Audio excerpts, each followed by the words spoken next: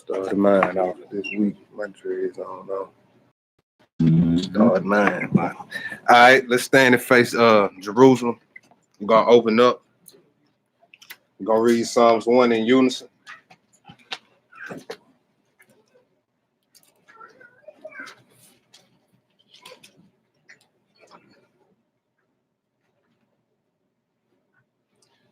All right. Blessed is the man that walketh not in the counsel of the ungodly, nor standeth in the way of sinners, nor sitteth in the seat of the scornful. But his delight is in the law of the Lord, and in his law doth he meditate day and night. And he shall be like a tree planted by the rivers of water, that bringeth forth his fruit in his season. His leaf also shall not wither, and whatsoever he doeth shall prosper. The ungodly are not so, but are like the chaff which the wind driveth away. Therefore the ungodly shall not stand in the judgment, nor sinners in the congregation of the righteous. For the Lord knoweth the way of the righteous, but the way of the ungodly shall perish. Hallelujah. Hallelujah. All praise.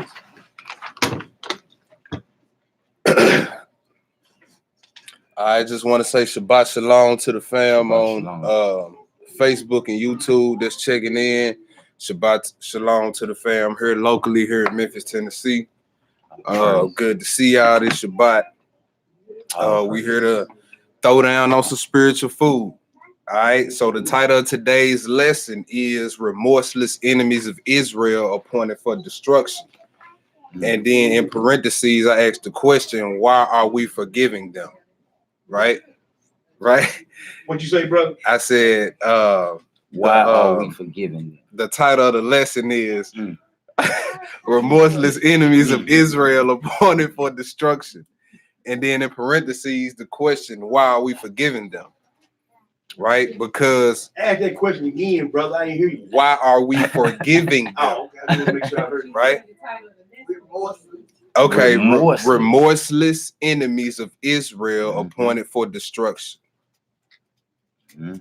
Right? Israel need to know, like, you got enemies out here, and I ain't talking about the enemies of your own people. And I'm pretty sure everybody in here pretty much know where this lesson coming from over the recent I guess I could say mamming and coonism that's been going on. You know what I'm saying? And then but you know what's crazy? When you look in the scriptures, you see that same spirit on some of our forefathers. Like every time when it was time for us to come from amongst the heathens, you had a certain group or a certain brother or sister that was like, no, I wanna stay with the heathens. This is who I want to be with. You know what I'm saying? And you don't want to be in that spirit now, because when the spiritual war turn physical, you're gonna find yourself trying to attach yourself to heathens that's appointed for destruction. And the Most High has no problem with wiping you out with them. He has no problem wiping you out with the heathens that he has appointed for destruction. All right. And it ain't even just the Gentiles that's blatant with the racism and bigotry. It's even the Gentiles that's indifferent about it. You know what I'm saying? You don't feel good or bad of what's happening to the Most High's people. He got an infrared beam on your head as well. You see what I'm saying? Because that's not the spirit that the believing Gentiles of the scripture came in. They loved Israel. Right. They didn't sit back and go quiet on issues concerning us. You see what I'm saying? Let's go look at a few examples. Let's go to Acts 10. Let's go look at Cornelius. Acts 10, 1 and 2. Let's look at a few Gentiles who claimed they believe, who claimed they knew we was the people. What spirit was they coming in? Acts 10. Acts 10, verses 1. Yeah, verses 1 and 2. And you would be crazy if you were Israelite to deny a Gentile like this, to tell him, no, you can't serve. If he coming in this spirit, why can't he? Why can't he serve the God of Israel? But these Gentiles coming around saying, yeah, I believe in Yeshua, and that's it. But then when something happens to the people of Yeshua, You don't feel no type of way about it. Acts 10, 1 and 2, Hebrew. Go ahead. Acts 10, verse 1. Yeah. There was a certain man in Caesarea called Cornelius, a centurion of the band called the Italian band. Right. So this was a man of another nation. Right. Go ahead. A devout man. A who? A devout man. Go ahead. And one that feared God. All right. So this man, this is a heathen that said, I believe in Yeshua. Let's see what else he did. With all his house, which gave much alms to the people. All right. So who was the poor at this time? Who's still the poor at this time? Israel. Israel. So this was a Gentile heathen in a power position, using his resources to help the Most High's people. He just wasn't using lip service saying, yeah, I love Yeshua. I know y'all the people. He put forth some fruit, some action behind his belief. Alms to the people. Was that it on that? No. To finish it off. Yeah. It say, and he prayed to Yah always. And he prayed to Yah always. Right. Let's go look at another one. Luke chapter 7. Even if you call yourself a Gentile believing, it's more to it than just you saying you believe we the people and you believe he's the Messiah.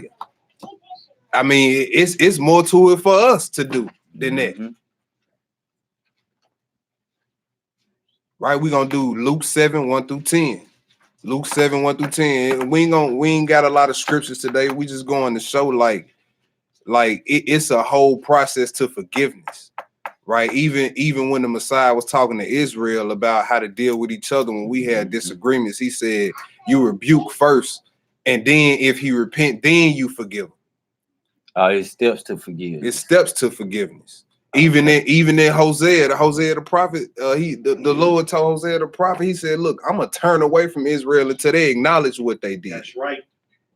So if it's that way for his people, why do these heathens get a pass? Why do all they had to do is show up to the courtroom after they didn't kill one of us for no reason with a Hallmark card and it's okay after that? Head on the back. $2 million already waiting on you once you get out of jail. Y'all seen what's the brother that got killed?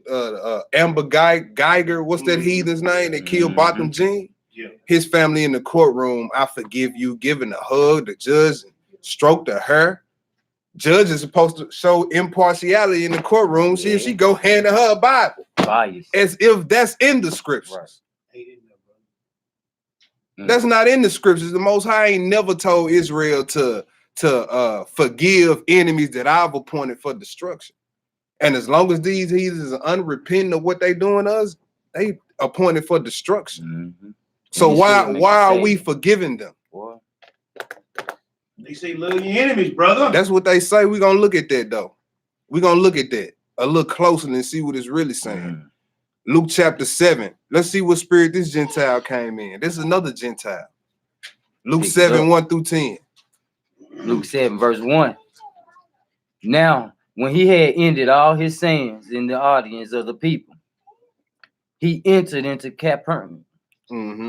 And a certain centurion servant. A certain centurion. Here we go, another Roman soldier. And he has a servant or a slave. Again, who is the slaves at this time? Who is the slaves now? Israel. All right, go ahead.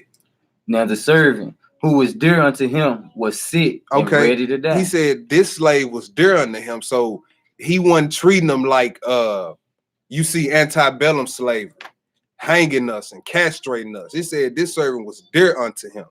Go ahead. And when he heard of Yeshua, he sent unto him the elders of the Jews. So this Gentile even knew he couldn't just come up to Yeshua and approach him like that. He called some, he even knew the order. He like, hey, man, look, the servant I got, that's a y'all nation, he's dear to me. I need y'all to go holler at Yeshua. I heard he around here healing people on the spot. I need y'all to go holler at him for me. Go ahead.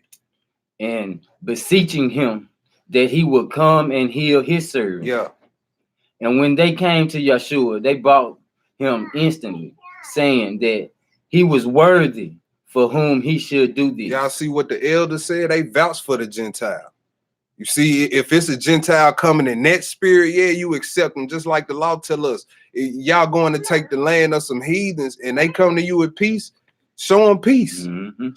But if they come to you with that folly, pull the swords out. Mm-hmm. They said he's worthy of this. Go ahead. Yep. For he loveth our nation. Ooh, he do what? He loveth our nation. Okay, go ahead. And he have built us a synagogue. And he built us a place to congregate at. Go ahead. Then Yahshua went with them. And when he was not far from the house, the centurion sent friends to him, saying unto him, Lord, trouble not thyself, for I am not worthy that thou should enter it under my roof. Y'all see that? Go ahead. Wherefore neither thought I myself worthy to come unto thee, but say in a word, and my servant shall be healed. Y'all see that this Gentile had some faith. He already knew, like, hey, you ain't even got to come to my house. I ain't worthy for you to come to my house. But just say the word, and I know my servant gonna be straight. He wasn't even worthy to come unto you. You see that he batting, stepping up to the plate and batting for Israel. How many so-called believing Gentiles you see doing that today? And if you don't, yeah, you need to be side-eyeing them like, look, what you really around here for? What you want? Every time something come up, you indifferent about it. You really ain't got nothing to say about it. Oh, that ain't got nothing to do with me. Look, the scope is on your head too. We're going to read that later. Go ahead. Verse 8. For I also am a man set under authority, having under me soldiers. And I say, and I say unto one, go, and he goeth, and to another, come, and he cometh. And to my servant, do this, and he doeth. Y'all see that? So he basically by default admitted, look, I know you got the authority to do anything you want to. He said, I'm also a man of authority, right? He said, I tell them to go do this, and they do it. I know all you got to do is say he's healed, and I know he'll be healed. Go ahead.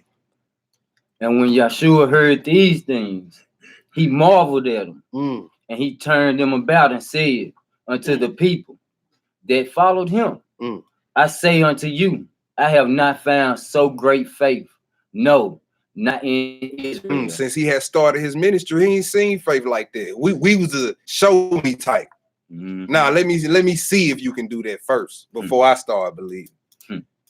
Here he used the Gentile to teach Israel a lesson. Like, hey, this the type of faith y'all need. You gonna let a Gentile outdo you? I bet not. Bet not. Let's go look at another Gentile in the Old Testament, 2 Samuel 11. Let's go look at Uriah. This was a Gentile that was ready to die for the nation.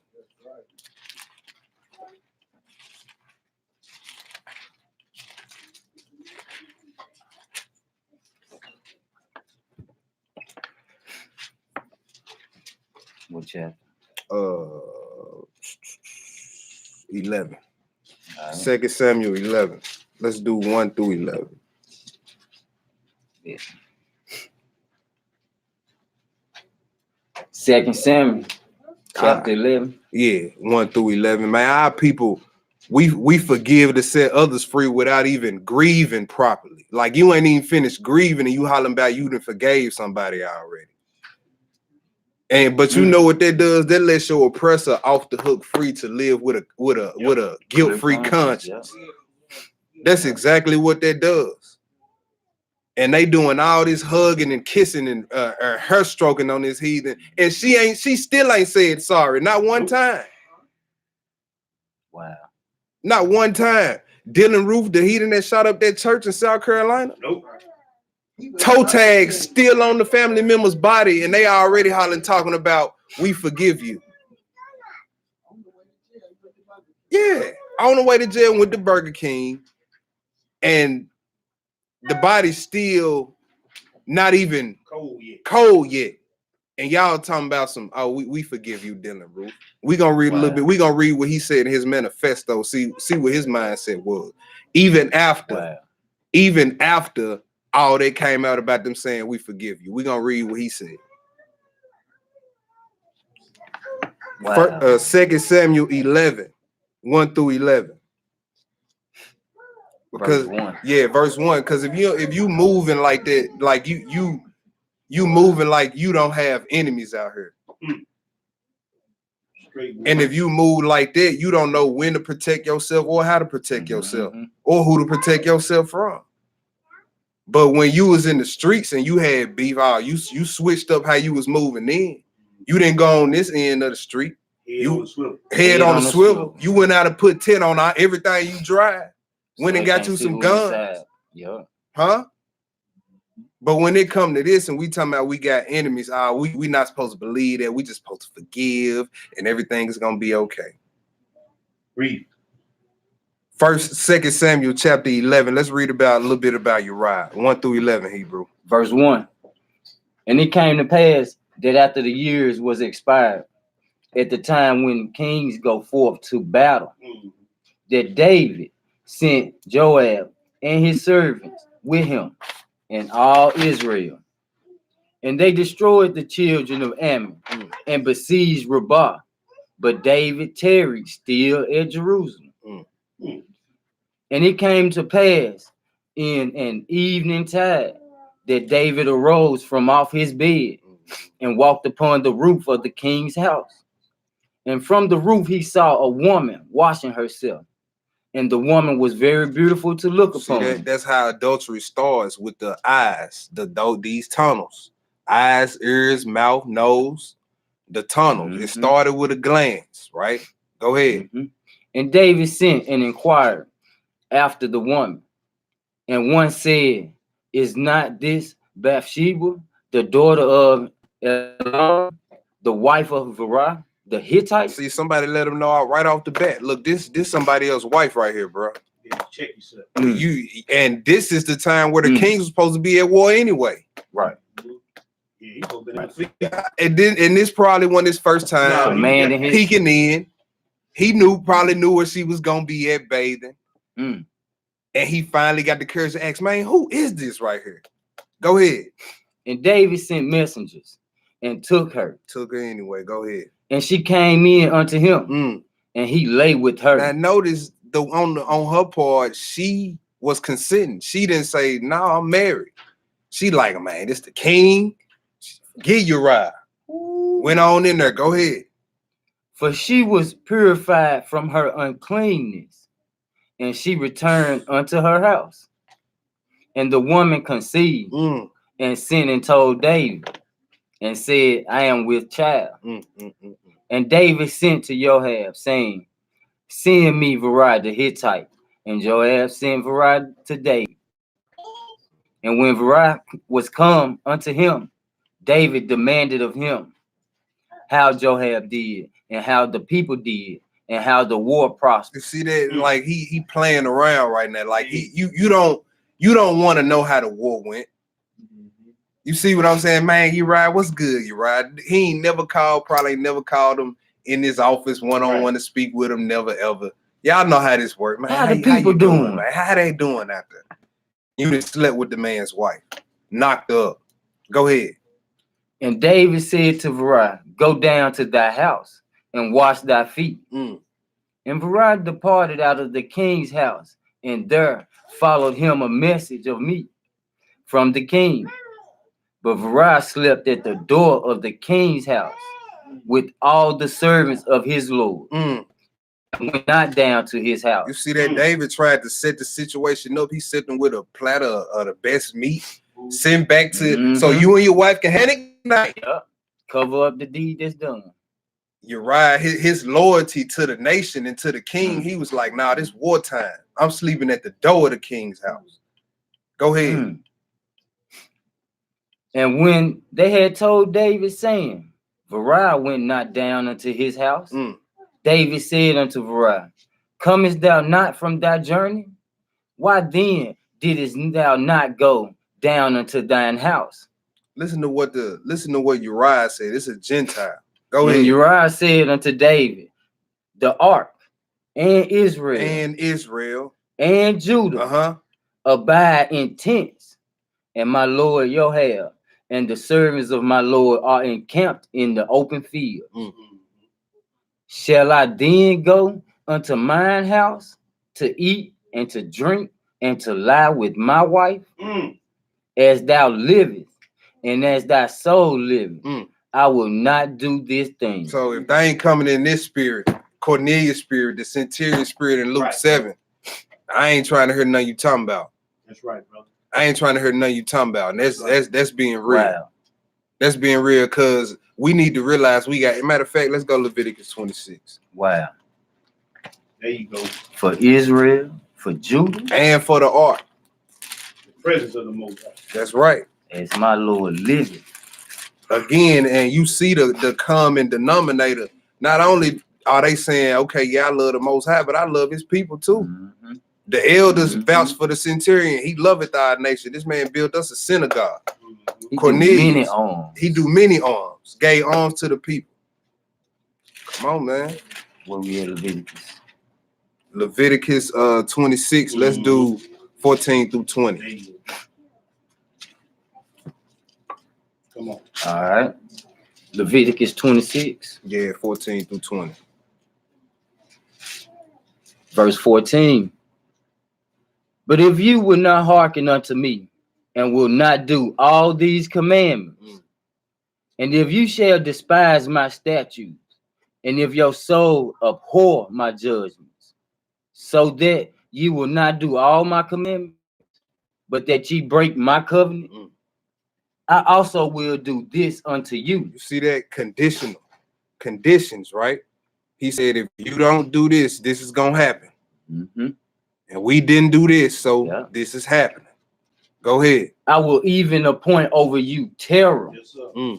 consumption, and the burning argue. What that is? Burning argue. The burning ague. Yep. Well, Ague. that's fever. What you talking about? STDs. Mhm. What, the burning ague? That's prophecy. That could be prophecy for the Tuskegee syphilis experiment. Ooh. Huh? All the brothers that was experimented on was Israelites. Mhm. Them brothers was having the side effects of that STD, and they was going to the doctor. And you know what they told them brothers? Oh, y'all just got bad blood. Don't worry about it. It'll be here. Take this little sugar pill right here. A placebo. And them brothers went back to their neighborhoods, slept with their women, infected their women, passed it down to the children, so on and so forth. So on and so forth. Now you gonna sit up here and tell me that ain't your enemy? Come on, bro. You gonna sit up here and tell me that that's not your enemy? That we supposed to roll out the red carpet of forgiveness to that kind of people? I think not. A lot of Israelite teachers, they'll say, well, because our sin, but he told us that you're gonna be sold to our enemies. They ever try to use Deuteronomy 28 to say, well, it's your fault. Well, it is our fault. But he said your enemies gonna do it to you. Yeah, and they can't run there because Zechariah chapter 115 Come on, brother. cuts them. That cuts them. He said, yeah, basically in so many words, yeah, I use y'all as my whooping stick for Israel, but y'all went too far. Y'all doing stuff I didn't even command y'all to do. There you go. Yeah, I didn't even tell y'all to do all this. We're gonna read that later though. Right. 14 through 20, where we at? We in the middle of 16. Go ahead, Hebrew. That shall consume the eyes and cause sorrow of heart. You see that? That shall consume the eyes. That's syphilis. That's flesh eating. That's a flesh eating STD. And it'll consume your eyes. It sure did. Go ahead. And ye shall sow your seed in vain. You should sow your seed in vain. Go ahead. For your enemies shall eat For it. your who? Your enemies. Your enemies shall eat it. Go ahead. And I will set my face against you. And ye shall be slain before your enemies. They that hate you. They that love you. They that hate you. They that care about you. Man, they that hate you shall reign over you. So they that hate you shall have power over you. And you're going to be killed before they face your enemies. When he say, I'm going to set my face against you, that means I'm going to take my supernatural protection away from this nation, and I'm going to allow them to do that to you. I'm going to allow them to slay you. Go ahead. And ye shall flee when none pursueth you. And if you will not yet for all this hearken unto me, then I will punish you 7 times more. How many times more? 7 times more Man, that's a complete punishment. Go ahead. for your sins. Mm. And I will break the pride of your power. And I will make your heaven as iron We and your earth as brass. That's right. Go ahead. So he's saying, I'm gonna break the pride of your power. I'ma have these heathens oppress you so much to where it breaks y'all pride. Cause I'm gonna punish you 7 times more. Go ahead. And your strength shall be spent in vain. No matter how hard an Israelite gonna profit you little to, it's gonna profit you little to nothing. Boy, they cut you. I don't care. I don't care how many jobs you claim you got. Guess what? You still almost just gonna barely have enough. If that. If that. He said, and your strength shall be spent in vain. Go ahead. For your land shall not yield her increase. Right. Neither shall the trees of the land yield their fruit. All right, so he said the ones that hate us reign over us. Let's go look at something else. Ezekiel 7. Boy, that's daggers, boy. Yeah, boy.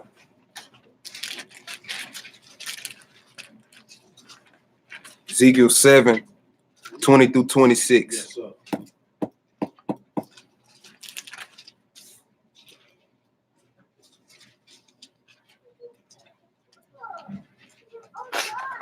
All right, Ezekiel 7, verse 20. As for the beauty of his ornament, he set it in majesty. But they made the images of their abominations and of their detestable things therein. Therefore have I set it far from them.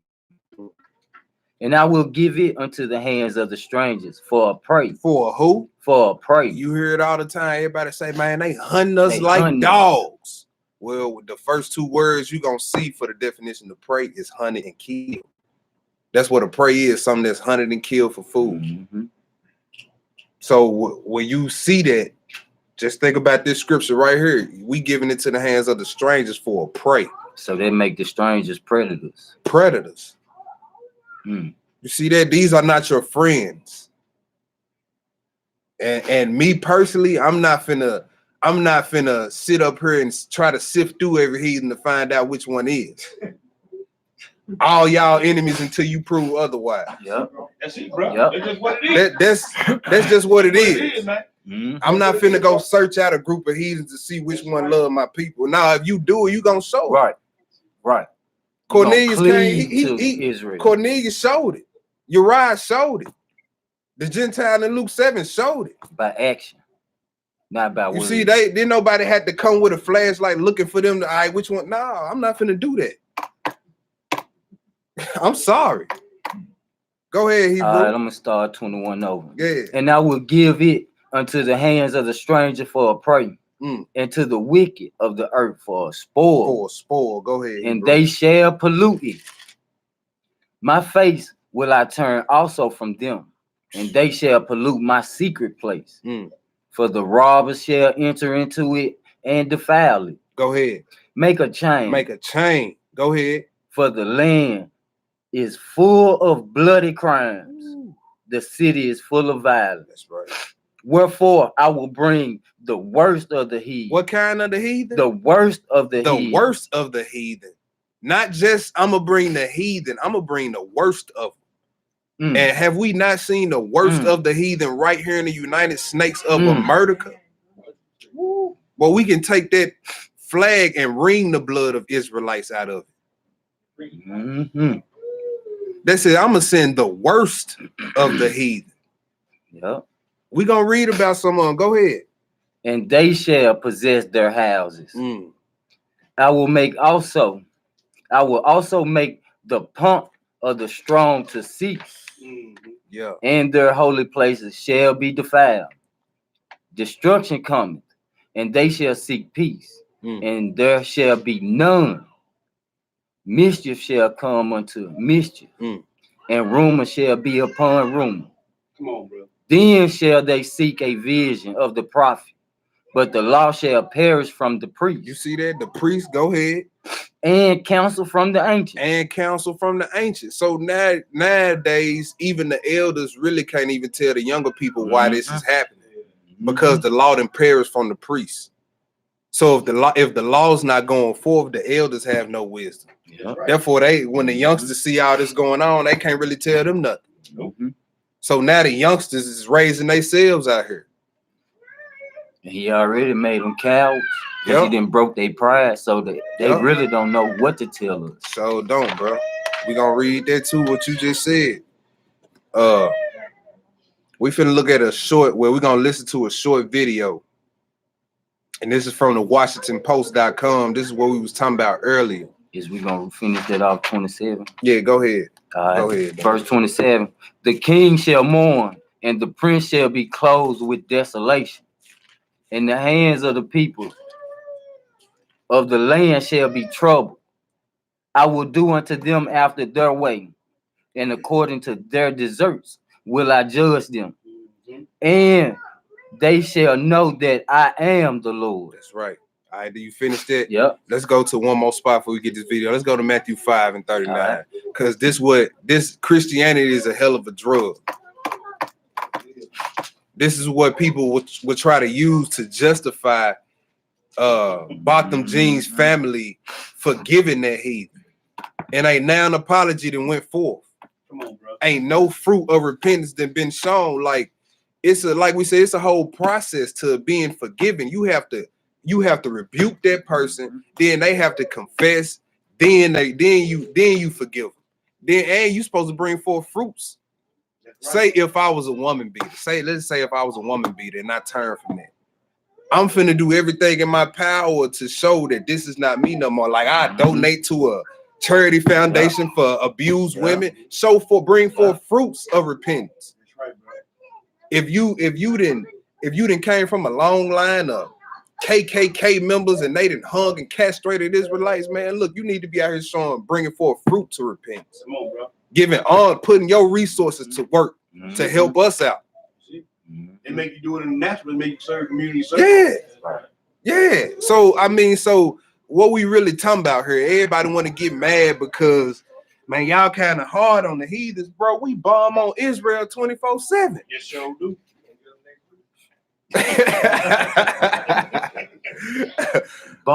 We bomb on Israel 24/7, bro.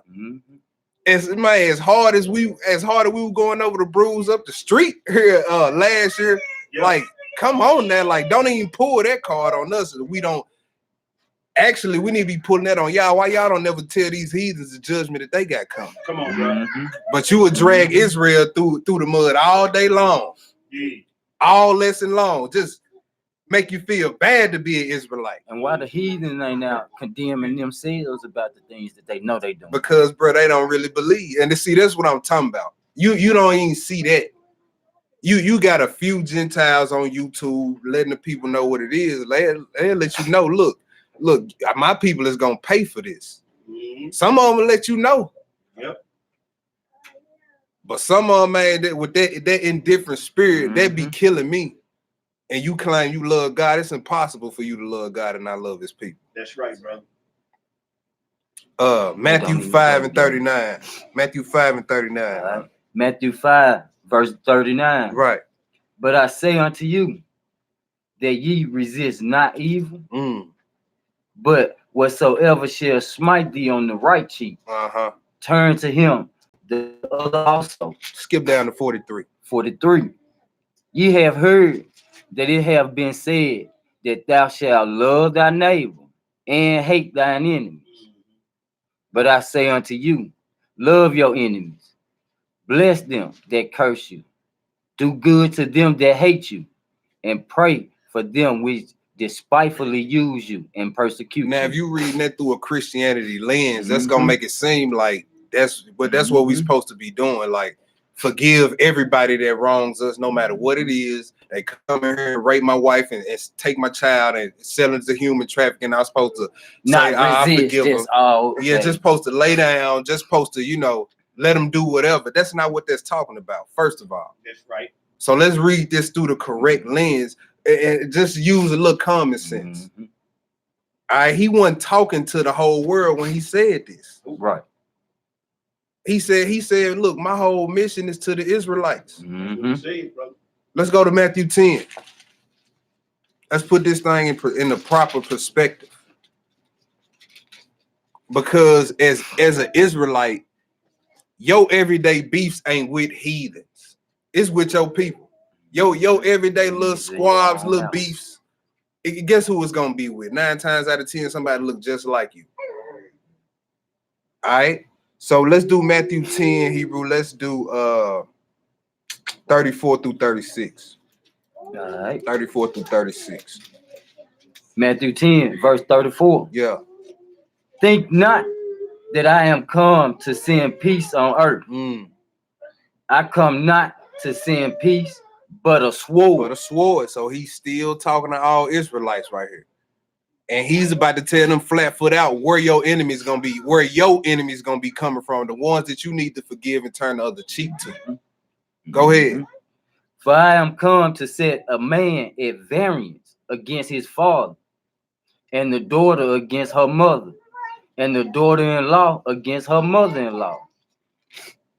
And a man foes shall be who? a man foes Yeah. shall be they of his own household. Those who your enemies is that you need to be turning the other cheek to. Because Israel, if it's too much back and forth, y'all, that's gonna lead to some pistol play or some furniture movement. Busting heads to the white meat show. Yeah, and that's not talking about Dylan Roof shooting up a church. And everybody saying, "Oh, we just gonna turn the other cheek, brother." Bro, if you come up in here, the ambulance is gonna find that heathen head smoking when they get here. That's for real. The men of Israel are supposed to protect the women and children. That's right, brother. Without hesitation. Scriptures in Sirach say, defend the poor, deliver them out the hand of the wicked, and don't be faint-hearted when you stand in front of the council because of. That's it. These are the enemies he was talking about. We supposed to forgive and turn the other cheek to. And if he put it on one of these Gentile heathens and they say, you know what, y'all, I'm sorry, I repent, I'll never do that again, then we know, okay, yeah, the Most High put it on that heathen. Right. But we finna get deep into the lesson. But first we're gonna listen to a video. We ain't gonna listen to all of this, like 7 minutes. This is from the Washington Post. And the title of the article is, I Forgive You. Relatives are charged in church shooting. Victims address Dylan Roof in the courtroom. You know, hope y'all can hear it. Before we go into the bond process, I would like to ask, are there any members, or is there a representative of any of the family that would be here that wish to make a statement before this court, before I post or set bond? I'll go through this. Susie Jackson, is there a representative of the family of Susie Jackson? No. Sandra Singleton? Miss Singleton? They are. Will you please stand? You have a right as the representative of the family to make a statement today before we set bond. Would you like to do so, ma'am? Thank you very much. Ethel Lance, would you like to make a statement in regards to this hearing concerning Ethel Lance as a victim, ma'am? Would you like to come forward, please?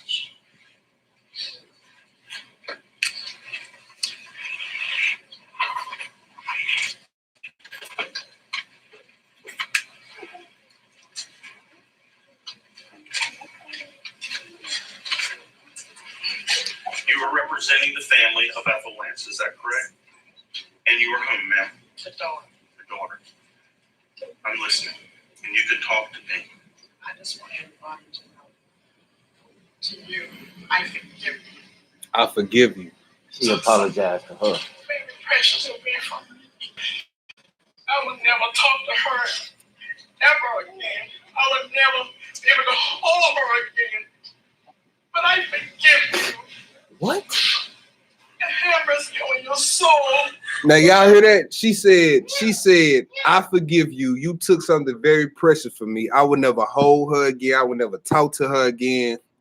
May God have mercy on your soul, and I forgive you. Now, keep in mind, Dylan Roof, he's not in the courtroom, but they have him on the TV screen where he can hear and see them. And while all this is going on, still no apology from this heat. Man. Go back and look at the Amber Geiger's case. When she up there crying crocodile tears, no apology. When they stroking her, hugging her, giving her a Bible, saying we forget, no apology. Straight God.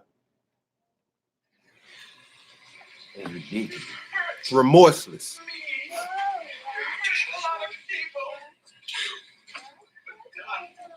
But God forgives you. And I forgive you. No, he don't. No, he don't. Let's see what God says about that. Come on, brother. Zechariah 1. Yeah, Jim, go grab them. Yeah, they come out. Yeah, they love. So won't. Zechariah, the first chapter. God forgives you. How they know? Verse 12 through 15. Zechariah 1, 12 through 15. Zechariah 1, verse 12. Yeah. Then the angel of the Lord answered and said, O Yahweh Zavaoth, the Lord of hosts, how long wilt thou not have mercy on Jerusalem and on the cities of Judah, against which thou hast had indignation these 70 years? Yeah, you see how he addressed them when he's talking about the redemption of his people. He addressed the Most High by a certain characteristic.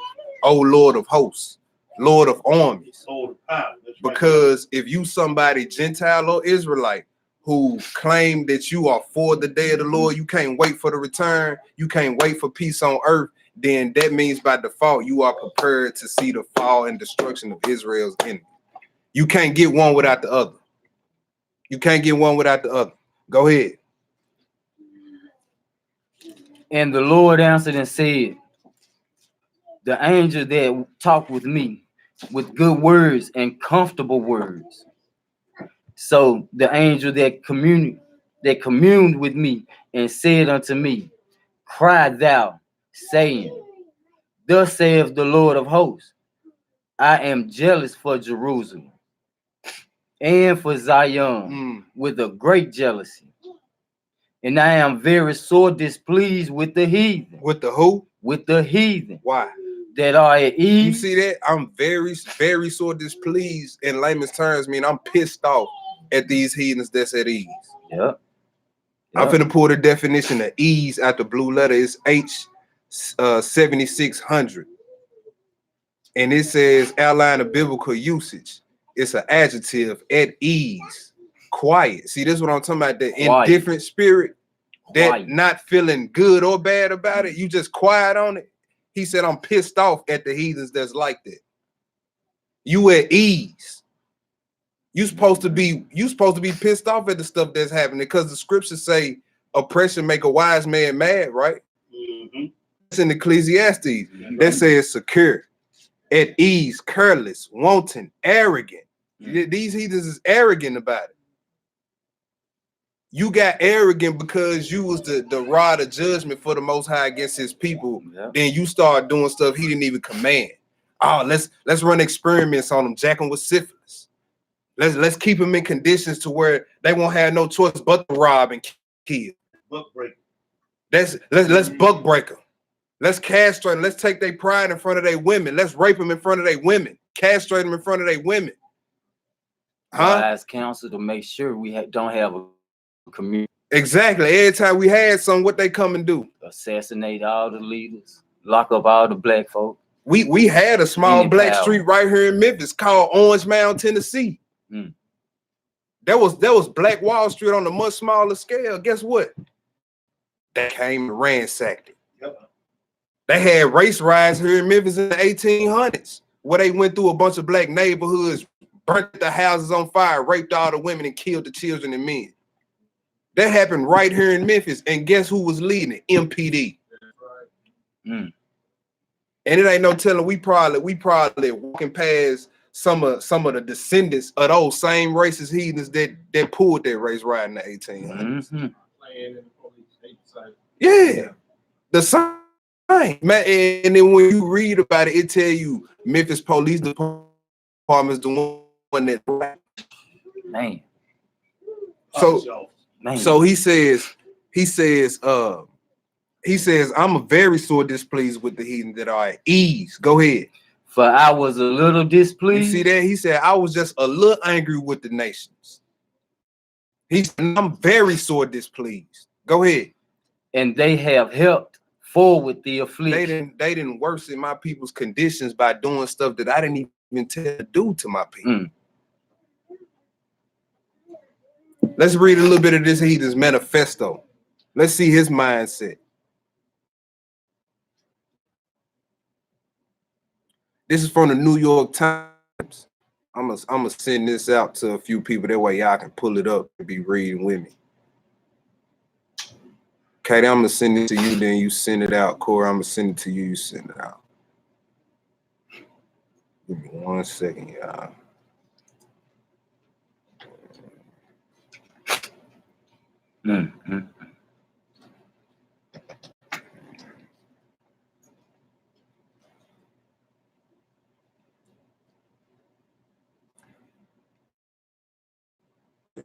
Yeah, I get it. I send it to you too, Pops. All right.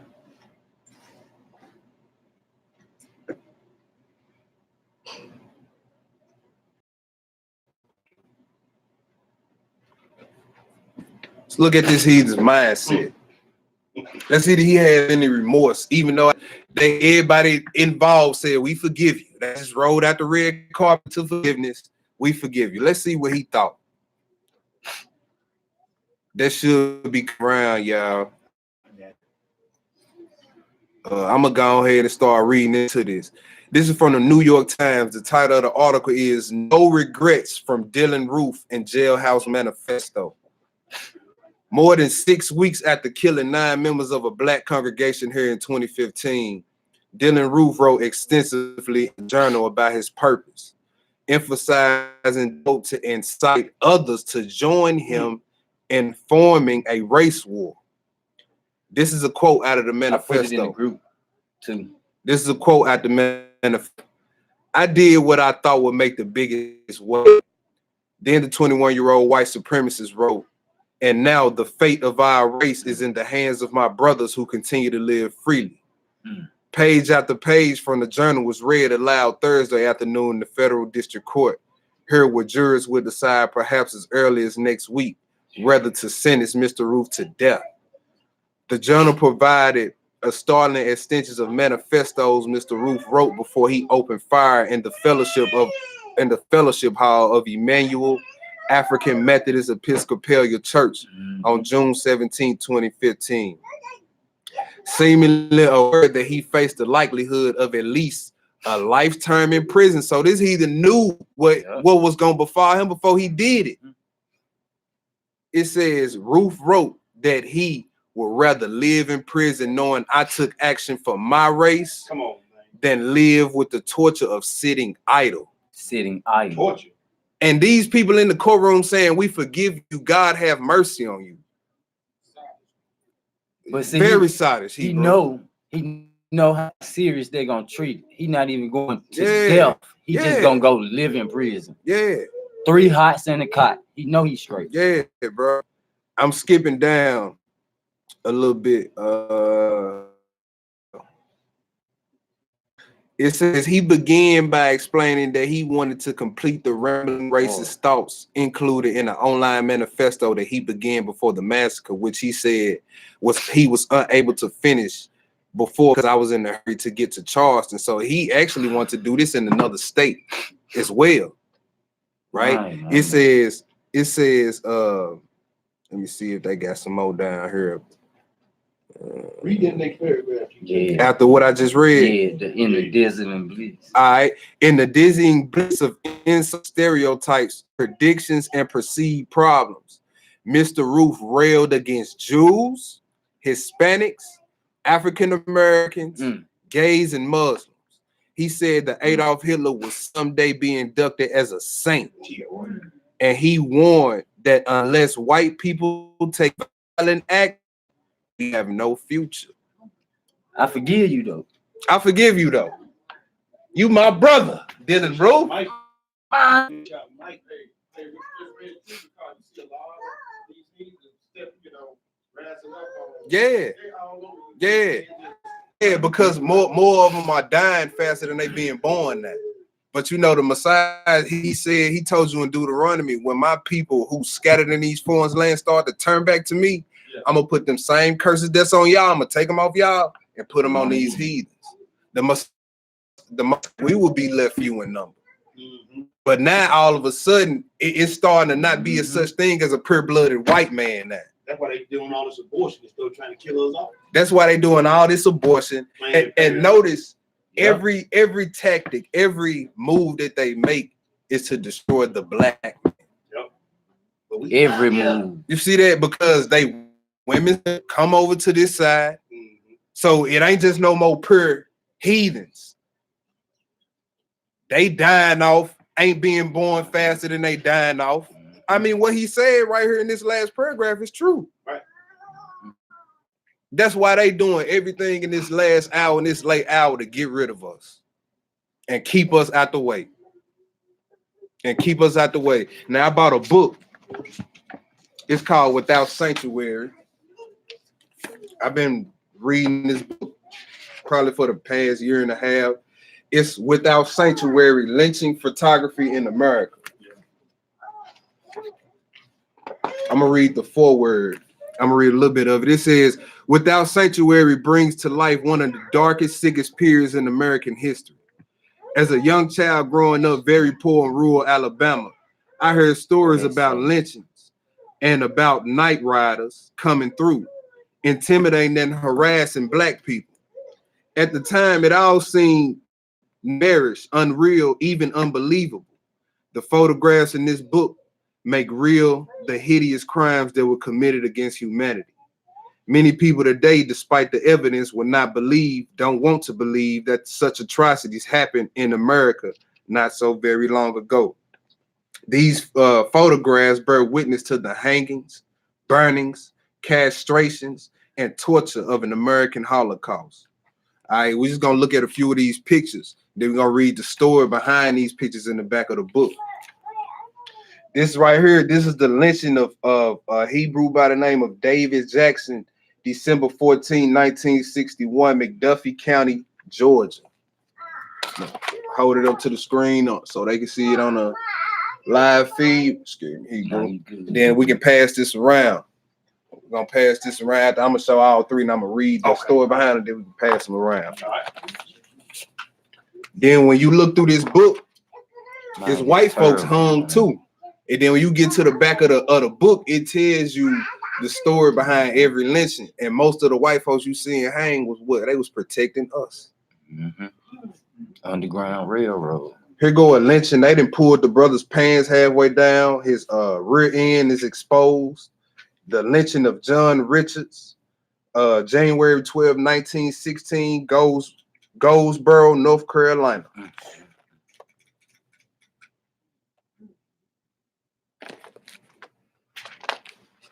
Then here go another lynching of a brother right here.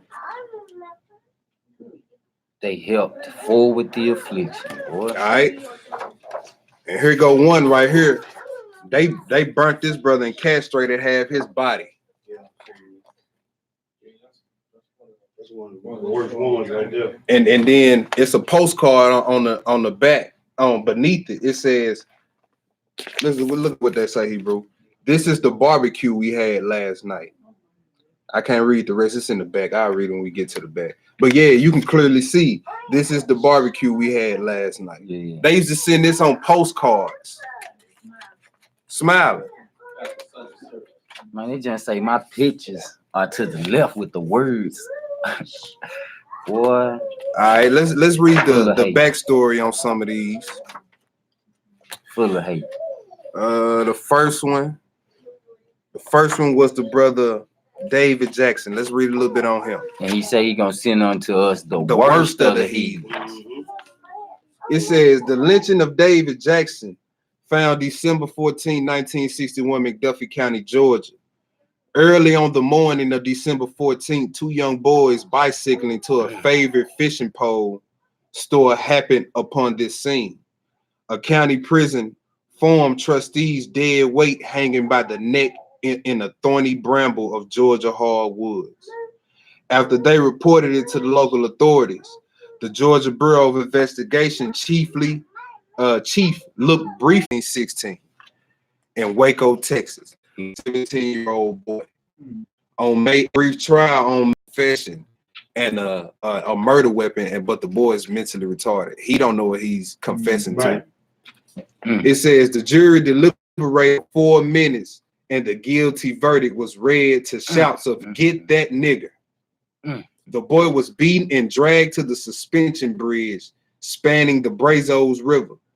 Thousands roared, "Burn him." Bonfire preparations were already underway in the public square, where Washington was beaten with shovels and bricks.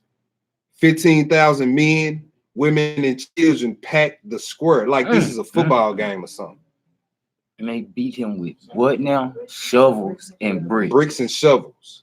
They climbed up poles and onto top of cars, hung from windows, and sat on each other's shoulders. Children were lifted by their parents in the air. That's why racism is taught. Racism is taught. You bringing these kids to this lynching, and you letting them sit on your shoulders so they can see the public burning and castration and hanging of a Hebrew Israelite. They climbed up the poles on top of cars, hung from windows, and sat on each other's shoulders. Children were lifted up by their parents into the air. Washington was castrated and his ears were cut off. A tree supported the iron chain above the fire of boxes and sticks. Wailing, the boy attempted to climb the split hot chain. For this, the men cut off his fingers. The executioners repelled the boy into the flames and hoisted him out again. With each repetition, a mighty shout was raised. May the Most High rest that brother's soul. And that was family bonding time for the Heat. Yeah. What? Yeah, that was family bonding time for them Gentiles. Let me find one more. They want you to forget that. Yeah. They want you to forget that. They tell you to remember 11. Remember Columbine. You remember all that. Remember the fake Jews Holocaust. They want to think about all that. Yeah. Why y'all keep bringing that back up? Right. Man, it was one where it was going into that first brother we had read about. And his wife sought out to get revenge, and they got her too. It's terrible, man. Man, where is that, boy? I got to read that. But anyway, I find that we get to it at the class. The pictures we went over, y'all, where the sticky note said. Check that out. Check that out. I'm going to reread that Zechariah. Go ahead, Hebrew. Zechariah, verse 15. And I am very sore displeased with the heathens that are at rest. For I was but a little displeased. Yeah. And they helped forward the affliction. They helped forward the affliction. We was already serving y'all. Why we had to get castrated. Why the babies had to get cut out of our mother's wombs. Why they had to be used as gator bait. Yep. Why you had to sodomize our men and still doing it. When we already was a captured people. Man, y'all gonna pay for that. Let's go to 14.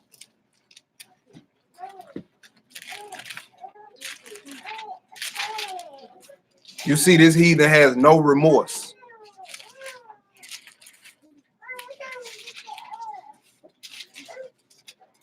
Isaiah 14, 21 through 23. Isaiah 14, verse 21. Yeah. Prepare slaughter. Prepare what? Prepare slaughter for his children. All right, go ahead. For the iniquity of their fathers. Of their fathers. He said, prepare slaughter, prepare death for the descendants, for the sins that they fathers Come committed. on, brother. Right. Come on now. You see, we had to serve out the punishment for what our forefathers did. Now this thing coming full circle, and now everybody's offended. Come on, brother. Everybody's scared. Everybody's scared. He said, prepare slaughter for them. Go ahead. For the iniquity of their fathers, that they do not rise, nor possess the land, nor fill the face of the world with cities. Go ahead. For I will rise up against them, says the Lord of hosts, and cut off Babylon, Come on, the brother. name, Come on, brother. and remnant, Yes, sir. and son, And Come who? on, man. and son, Come on now. and nephew, Yes, sir. saith the Lord. Yes, sir. Go ahead. Keep reading. 23. I will also make it a possession for the bittern, Woo. the pools of water, and I will sweep it with the bosom of destruction, saith the Lord of hosts. Hallelujah. Yes, He said, prepare slaughter for the children for the iniquity of their fathers. So Because that they don't hold the land. Even though you might not be a racist like your grandfather was, you still benefiting off the racist moves that he done made. The land he done took. There you go. And they still at ease. That still off got of y'all it. last name on. Land that y'all done took from somebody else. Every street name in every city got somebody's name on. That's right. A racist name on. And y'all still benefiting from the business of the money y'all done stole from Black Wall Street. E.H. Crump Boulevard. Yeah. Low Boulevard. Come on now. So he said, for that, prepare slaughter. And we read the heathens that at ease, even the ones that's quiet about it. I'm very pleased with you too. You getting the smoke when it comes through. Because you ain't got nothing to say, huh? Yeah, you ain't got nothing to say. Let's go to Lamentations 1. Lamentations 1. Now, matter of fact, let's go and get into some of these stories. Let's go to 1 Kings 20. But write down Lamentations, the first chapter. It tell you in Lamentations, the first chapter, that I looked for my lovers and there was none to help. Everybody want to be friends with heathens. When the destruction came, all these nations saw what was going on and they just walked right by us and didn't say nothing. That's right. And mocked. If they were supposed to be your friends, laughed at our destruction. Yeah. Just like they do now. Also write down Ezekiel 16, 1 through 5. Brother. Raise it. He said, when I walked past y'all and saw y'all polluted in your own blood, didn't none walk past and have compassion. I cleaned you up. I cleaned you up. Covered your naked. And a lot of these Negroes in these Israelite camps want to get mad at us because we don't want to rub shoulders with no heathens. Show late, Hebrew. Because some of y'all just as bad as them. Just as bad as them. The minute real Israelite men stand up and tell this heathen what they got coming all night, y'all want to pull scriptures. Well, don't abhor an Edomite. Look, abhor is a verb. We ain't castrating none of these heathens. We ain't threw they pregnant women over a boat. We ain't did none of it did was open these scriptures and tell them what they had coming. And now Negroes is mad. Negroes is in their feelings. Come on. Because y'all might be in the bed with them heathens, but we not. Let's get it, Hebrew. Where we at? We in 1 Kings. 1 Kings chapter 20. What verse? 1 Kings. Let's look at a king that made the terrible mistake of trying to cape for a heathen that was set for destruction. King Ahab. Pick it up. 1 Kings 20, pick it up at 1, Hebrew. We're going to read this whole thing. All right. 1 Kings 20, verse 1. And Benahad, the king of Syria, gathered all his hosts together, and there were 32 kings with him. Now, Psalms 83 tell you a bunch of nations that conspired and made a confederate, took crafty counsel against Israel, and they whole point of taking the crafty counsel is to make sure that we'll never be a nation again. Right? It just wasn't one nation. It was a few of them. Go read Psalms 83, 1 through 18. And with him, it's 32. That's the point I was finna get at right there. We see it right here. It's 32 other kings with the king of Syria. Go ahead. And he had horses and chariots, and he went up and besieged Samaria and warred against it.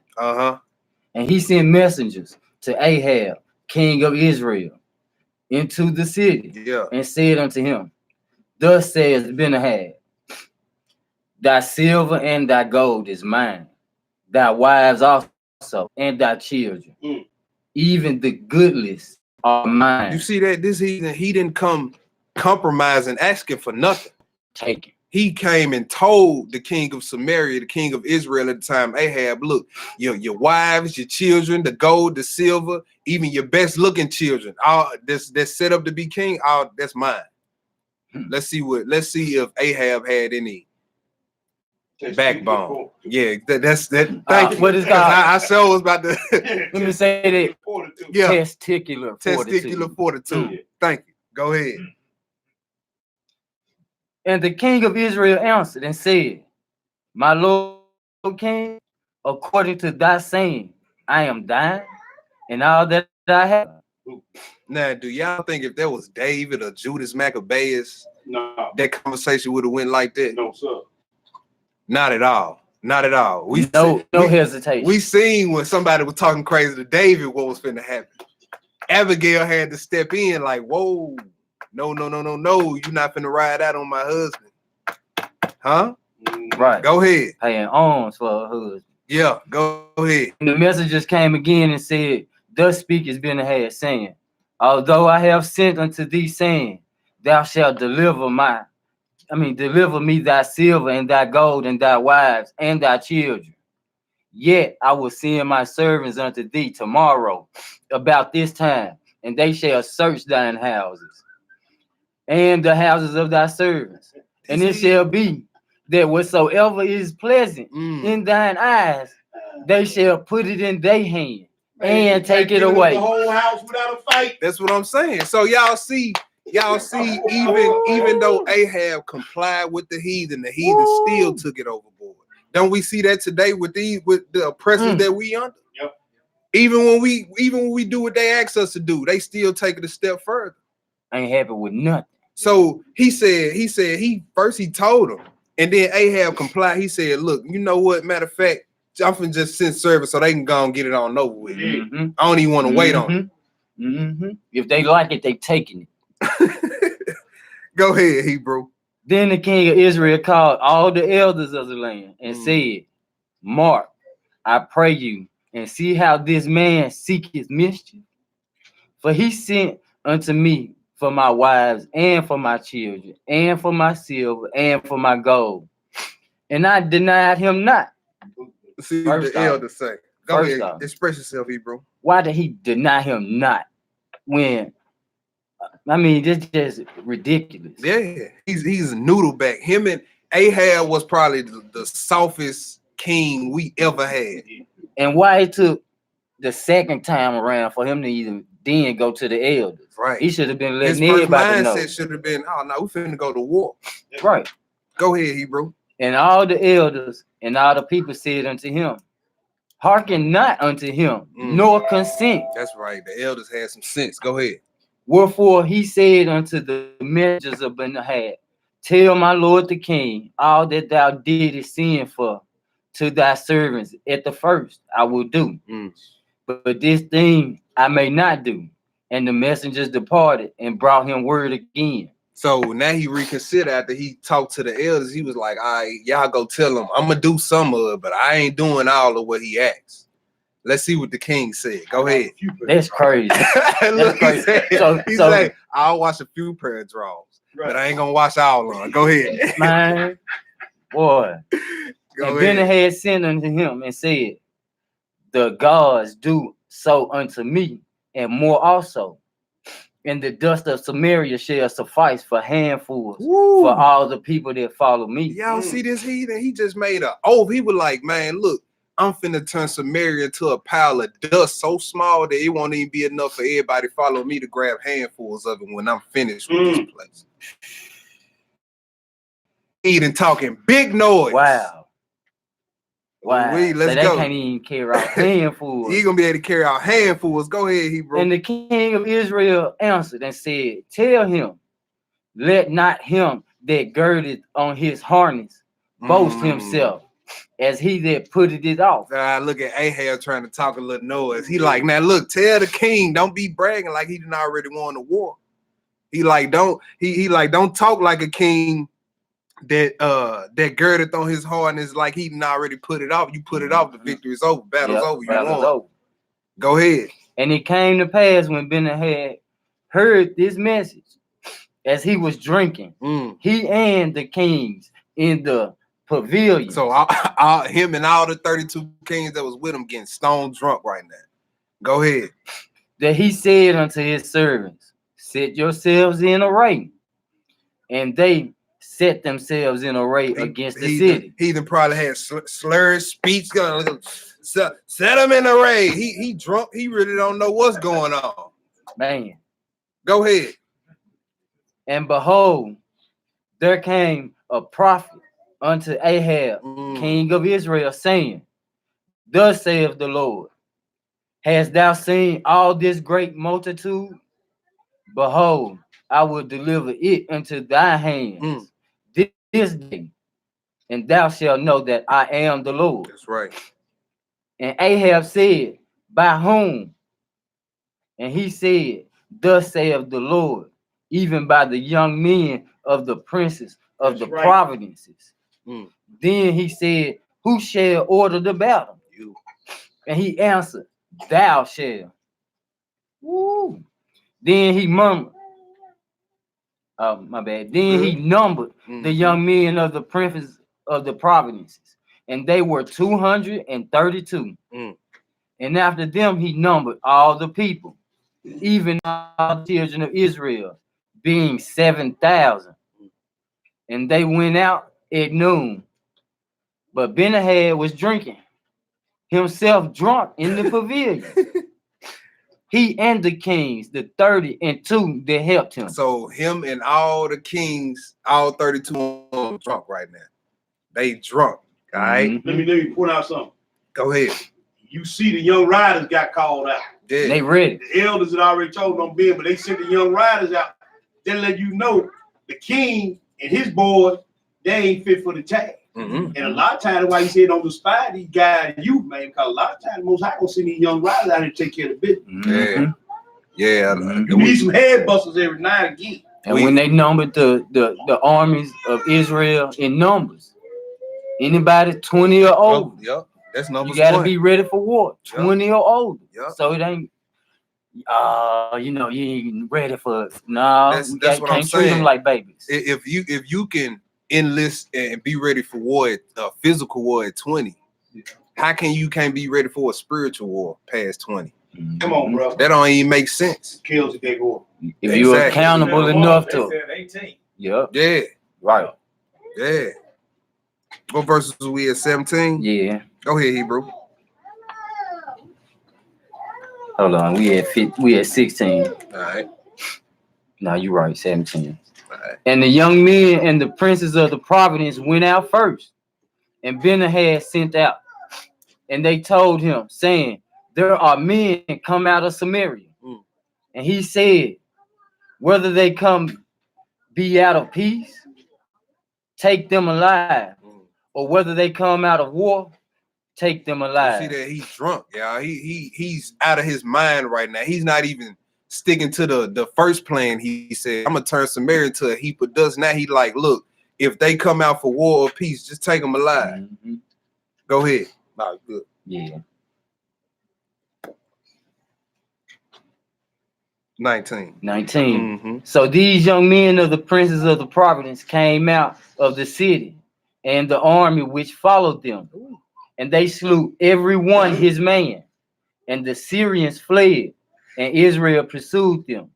And Ben-Hadad the king of Syria escaped on a horse with the horsemen. And the king of Israel went out and smote the horses and chariots, and slew the Syrians with a great slaughter.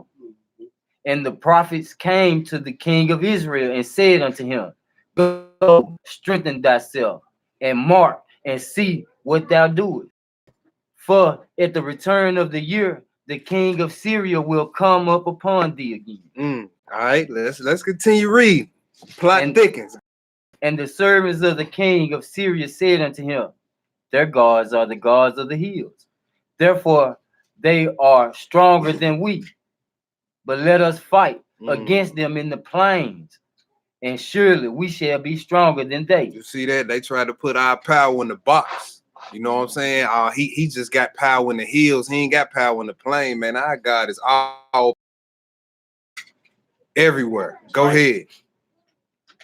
Now, they said, and the servants of the king of Syria said unto him, oh, okay, I just went back. We in 24. Good. And do this thing, take the kings away, every man out of his place, and put captains in their rooms, and number thee an army like the army, and thou that hast lost horses for horses, and chariots for chariots, and we will fight against them in the plain. So they think this plan gonna work. They game planning, getting everything prepared. Oh yeah, we get them in the plane. It's over with. We got them. We killing them niggas. We get them down there in that plane. Just get them down there. Go ahead. And they said, and surely we shall be stronger than they. And he hearkened unto their voices, and he did so. And it came to pass at the return of a year that Ben-Hadad numbered the Syrians and went up to Aphek to fight against Israel. The children of Israel were numbered and were all present. Yes, sir. And went against them. And the children of Israel pitched before them like two little flocks of kids. But the Syrians filled the country. So we just like almost every war Israel outnumbered. But we got the God of the universe who's the commander-in-chief of our army. And he always fought for Israel. He creator, possessor, always fight for Israel. Go ahead. And there came a man of God, and he spoke unto the king of Israel and said, thus saith the Lord, because the Syrians have said, the Lord is Yah of the hills, but he is not Yah of the valleys. Therefore will I deliver all this great multitude unto thy hand, and ye shall know that I am the Lord. And they pitched one over against the other 7 days. So it was that in the 7th day the battle was joined, and the children of Israel slew of the Syrians 100,000 footmen in 1 day. One day, 100,000. Just imagine that 100,000 bodies dropping in 1 day. Man, go ahead. That's in the Bible. That's in the Bible. Mass killings. Go ahead. But righteous the rest mass killings, though. But the rest fled to Aphek. So y'all see so far another nation coming up against us. You see the mindset of our power and our forefathers was not to, have mercy on them. We're gonna forgive them. You guys just come on. That they ain't doing none of that, y'all. Matter of fact, we finna see the only one who was in that spirit. We finna see what happened to him. Go ahead. But the rest fled to Aphek into the city, and there a wall fell upon 27,000 of the men. Supernatural. How what's the chances of that happening? As soon as they run in the city, the wall fall. The wall fall. Go ahead, man. And Ben-Hadad fled and came into the city. Man, this heathen second time getting away. This his second time getting away. Go ahead. And his servant said unto him, behold, now we have heard that the kings of the house of Israel are merciful kings. Okay. So at first you was gonna turn our city into a heap of dust. But now you heard we mercy. Now you backpedaling like Deion Sanders. Backpedaling like Deion Sanders. Okay. Let's see what happened. Go ahead. He said, let us pray. Let us, I pray thee, put sackcloths on our loins and ropes upon our heads and go out to the king of Israel. Man. Peradventure, he will save thy life. Perhaps he will save our life. Go ahead. Woo. So they girded sackcloth on their loins and put ropes on their head and came to the king of Israel and said, thy servant Ben-Hadad said. Now he's your servant, huh? You see, now this would be the time where if this was Botham Jean's family, they would have been like, oh yes, we forgive you. Come on, we forgive you. They was in that Ahab spirit. Right. Go ahead. He said, Thy servant Ben-Hadad said, I pray thee, let me live. Listen to what the king Ahab, king of Israel, gonna say about this same Gentile heathen that was ready to destroy you and your people, and was ready to take all your wives and children and gold and silver. Matter of fact, he already had that in his hand. Yeah. He wanted it. He wanted more. What you Just- got hanging up on your wall? Oh, I like this vase too. Yeah. Let's see what Ahab said about this heathen. Go ahead, bro. Bootleg. And he said, I pray thee, let me live. And he said, is he yet alive? He is my brother. Oh, hey, Ben-Hadad, that's my brother. He's still alive. He's still alive. Bring him on in here. That's my brother, Ben-Hadad. This is the king of Israel. I wish I might. The same Really? thing we see today here in 2019 in the Dylan Roof case. Yeah. All of them. Stroke of her. You see that? Oh. The heathens that wanted to wipe us out. And these people basically, proverbially, he's stroking the king's hair. Yeah. Yeah, Is he alive? giving out big hugs. He is my brother. That's my brother. Go ahead. Now, the men did diligently observe. And then look, check out verse 33, y'all. Look at what it say. Now the men did diligently observe whether anything would come from him, Go ahead. and did hastily catch You it. see, they was just looking for any words of peace so that they would hang on to it so that they can live. They was ready for Ahab to say something like, oh yeah, my brother. My brother, not the Go servant. ahead. And they said, thy brother Ben-Hadad. Yeah, they like, yeah, your brother. Yeah, Ben-Hadad, your brother. Then he said, go, ye bring him. Then Ben-Hadad came forth to him, and he caused him to come up unto the chariot. And Ben-Hadad said unto him, the cities which my father took from thou, father, I will restore, and thou shalt make streets for thee in Damascus. See that? They always give you your little thing to pacify you. Hey, Man, Hey, that ain't giving me nothing oh, anyway. Mars. That belong to us anyway. Martin Luther King Boulevard. Yeah, The land give that my father already took from your father. it's mine anyway, Negro. What you talking about? That ain't no gift. And how he bargaining when he asking for his life at this moment. Yeah. This the same heathen that Boy. wanted to wipe you and your people out, though, and that, but you calling him your brother. The same spirit we see today. Go ahead. Boy. Ahab was supposed to destroy this heathen right here. That's right, brother. Go ahead. He said, and I will make a street for thee in Damascus, as my father made in Samaria. Then said Ahab, I will send thee away with this covenant. So he made a covenant with him and sent him away. And a certain man of the sons of the prophet said unto his neighbor, in the word of the Lord, smite me, I pray thee. And the man refused to smite him. All right, so now the prophets, they about to act out what's gonna happen to Ahab for befriending this king that was appointed for destruction. So it was some prophets in there, and one of them said, by the word of the Lord, smite me. And the other prophet was like, nah, I'm not. Go ahead. Not. Then said he unto him, because thou hast not obeyed the voice of the Lord. Behold, as soon as thou art departed from me, a lion shall slay thee. Ooh. Go ahead. And as soon as he departed from him, a lion found him and slew him. You see that? If that prophet knew, he should have known that was from the Lord, and he should have did it. He should have obeyed. Right. But he didn't. And for disobeying the word of the Most High, a lion came and slew him. Go ahead.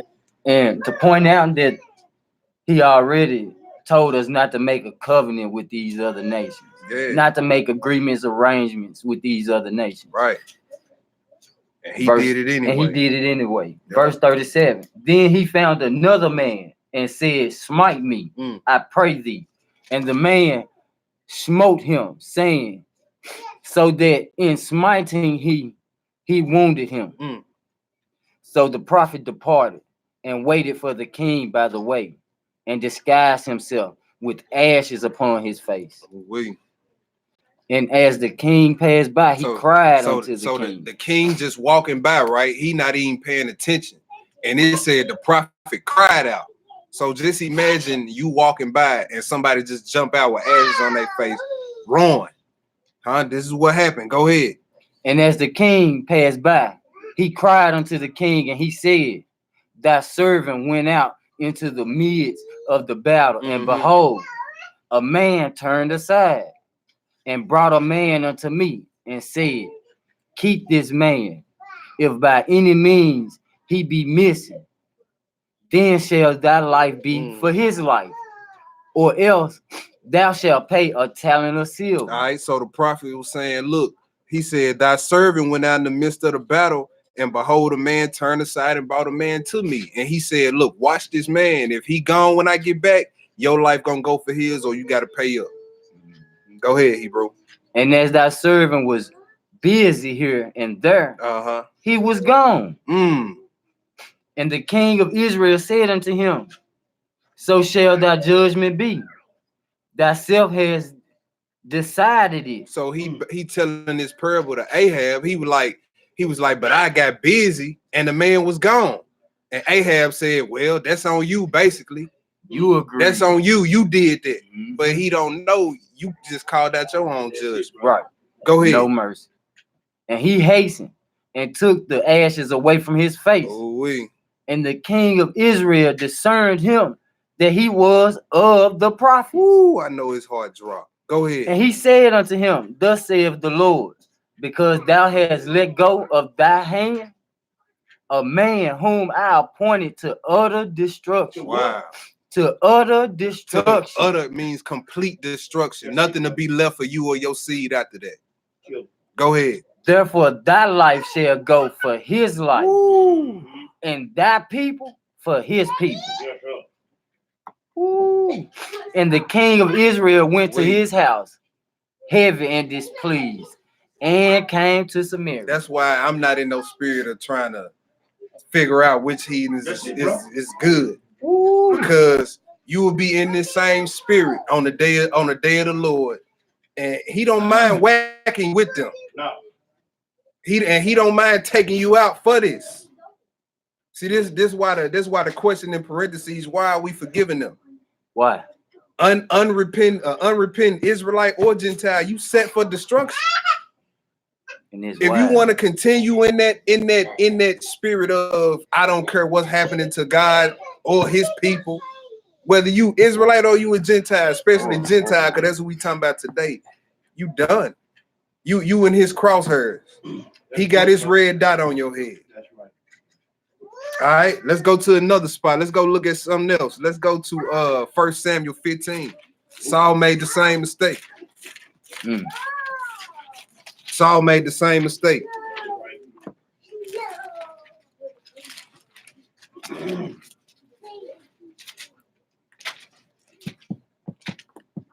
First Samuel 15. 1 Samuel 15. Saul made the same mistake. Man, so cold. Why? The hotel got the AC blowing. All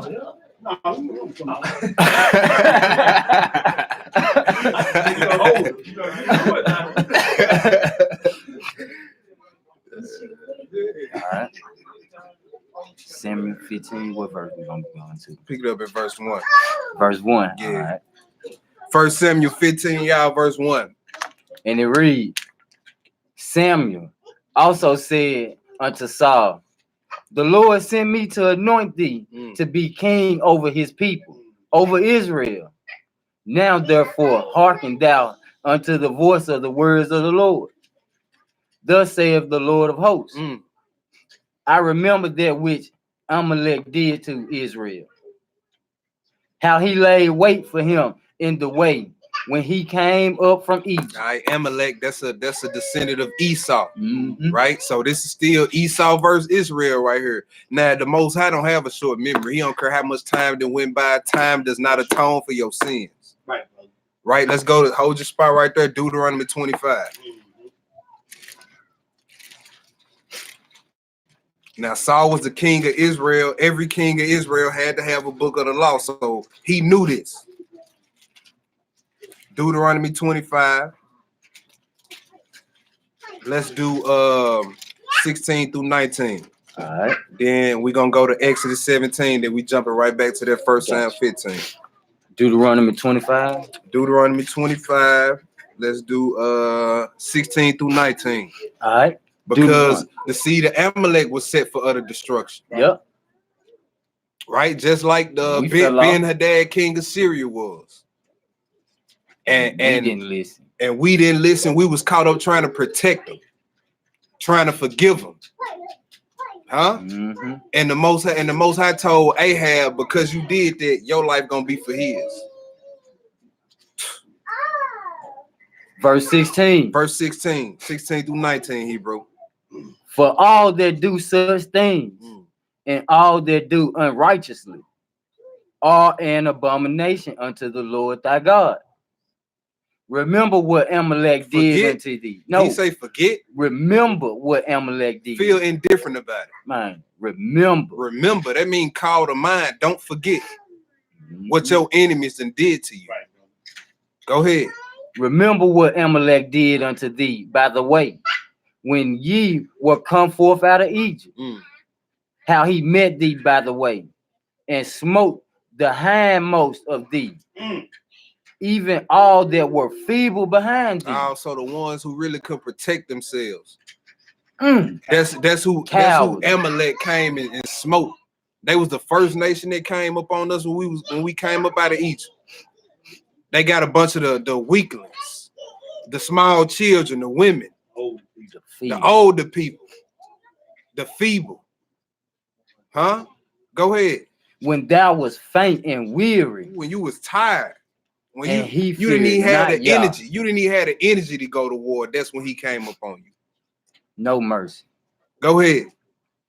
Therefore, it shall be when the Lord thy God have given thee rest from all thine enemies round about in the land which the Lord thy God giveth thee for an inheritance to possess it, that thou shalt blot out the remembrance of Amalek from under heaven.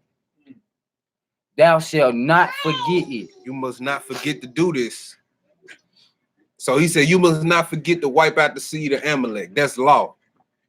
And because of our forefathers' hard head and this stiff neckness, guess what? We still dealing with their descendants to this day. Should have wiped them out. But he told him only wipe out a small portion of them. He said from under heaven. From under heaven. From under heaven. Right? Then he said, don't forget to do this. Thou shalt remember. Let's go to Exodus 17. Exodus 17. So we see Amalek, just like Ben Hadad, king of Syria, set for destruction. And then look, a lot of us don't know who these nations are. You know what I'm saying? Since these things was written. Because they didn't change. That's why I'm not trying to befriend none of them, because I don't know which one of y'all set for destruction. Right. I don't know. I can't go to you today and point out who the Hagarenes is in Psalms 83. Who are Hittites. You know what I'm saying? I know they Arabs, but which tribe? I don't know. He had 12 sons too. Esau had 12 dukes. Right. You see what I'm saying? So me personally, as a man, I'm not trying to, you know what I'm saying? Scripture commands us to gather with Israel. That's who I'm gathering with. Right. One particular nation. Any Gentiles want to hear the scripture, you can hear the scripture. No problem with that. But as far as congregating, nah, not so. Exodus 17, 8 through 16. Exodus 17, 8 through 16. Then came Amalek and fought with Israel in Rephidim. Yeah.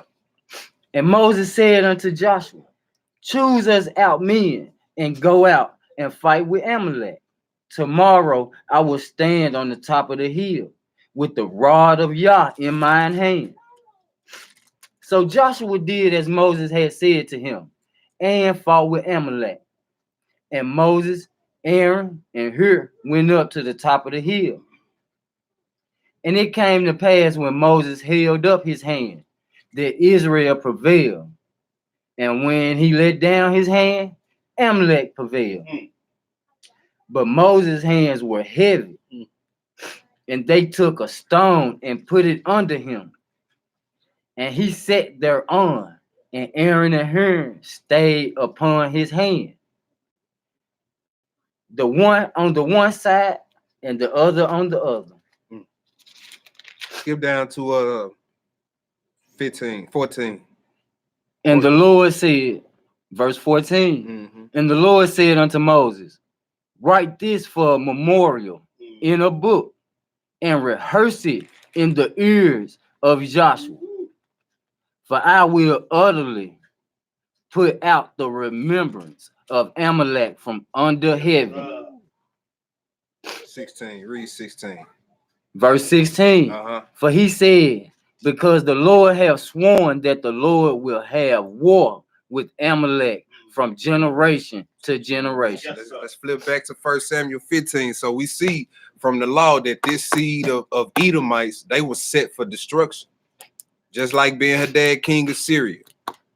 And that we will always, from generation to generation, war with these same nations.